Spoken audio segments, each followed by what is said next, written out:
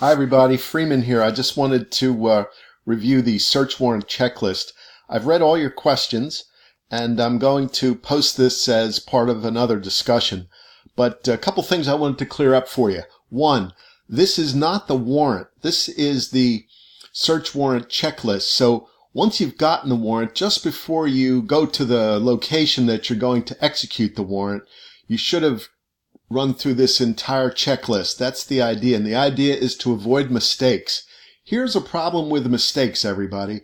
You're going to be breaking in someone's front door, possibly, maybe their back door as well. You're going to be entering with automatic weapons. There is a very strong chance of violence in those situations, so you really can't get the wrong house, everybody. And I know a number of stories about going to the wrong locations. Actually, both are first-hand experiences of people who I know and I would say are trustworthy that would tell you stories. One involving shooting of two pit bulls.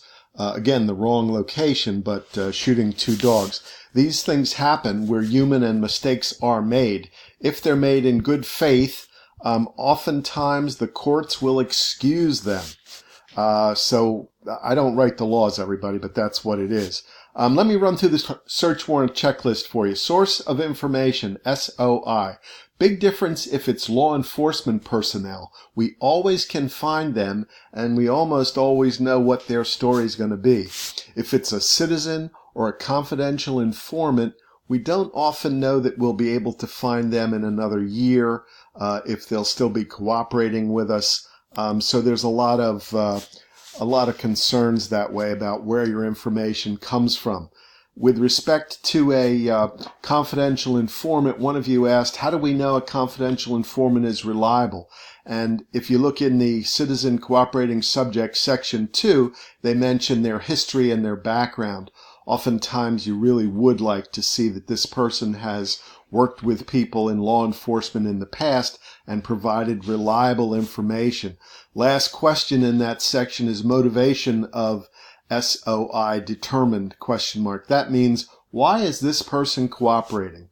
Well, you're from Philadelphia, everybody. You know why they're cooperating, most likely because they're in trouble too. Will that affect their reliableness? That's for a jury to decide.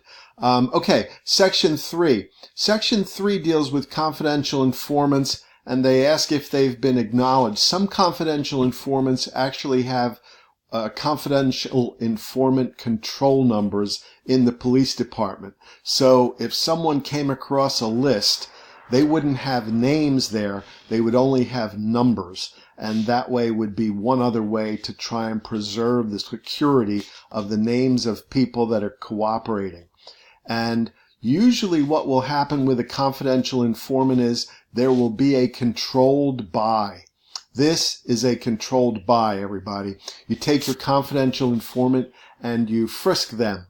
They have no narcotics and or other money on them, and you give them money and you send them into a location where they're going to do what's called a controlled buy. They will buy narcotics from people if they will sell it to them. They'll give them marked money. And what will happen at that point is the confidential informant will come out, go back to the police authorities. At that point, they'll get searched. They will not have the money on them any longer, and they will now have, presumably, narcotics that were purchased from these people.